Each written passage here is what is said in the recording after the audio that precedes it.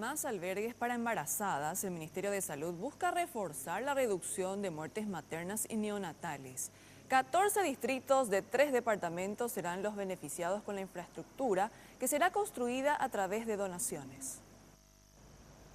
La falta de accesibilidad permanente a los centros asistenciales es uno de los motivos que impide aún reducir más las cifras de muertes maternas y neonatales. Es por eso que el Ministerio de Salud, en conjunto con Itaipú y UNICEF, ampliarán la infraestructura en 14 distritos de 3 departamentos del país.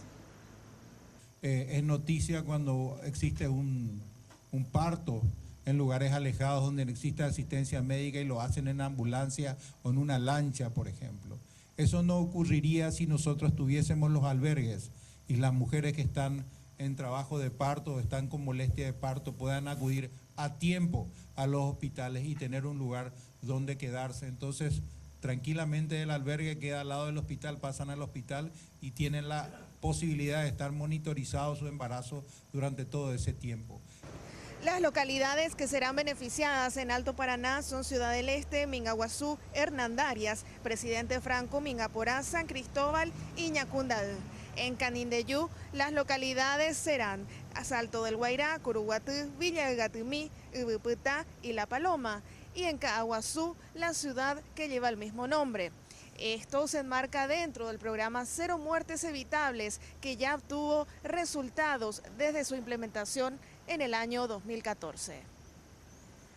De 96 muertes maternas hemos reducido a 81 muertes maternas, lo que significa un 15,1%.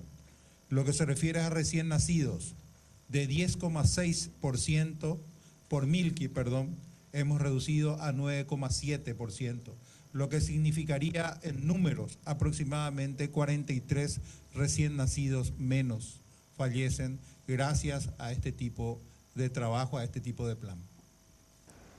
La inversión para la construcción de los albergues será de unos $1.100.000, de los cuales casi $1 millón son aporte de Itaipú y $100.000 provienen de UNICEF.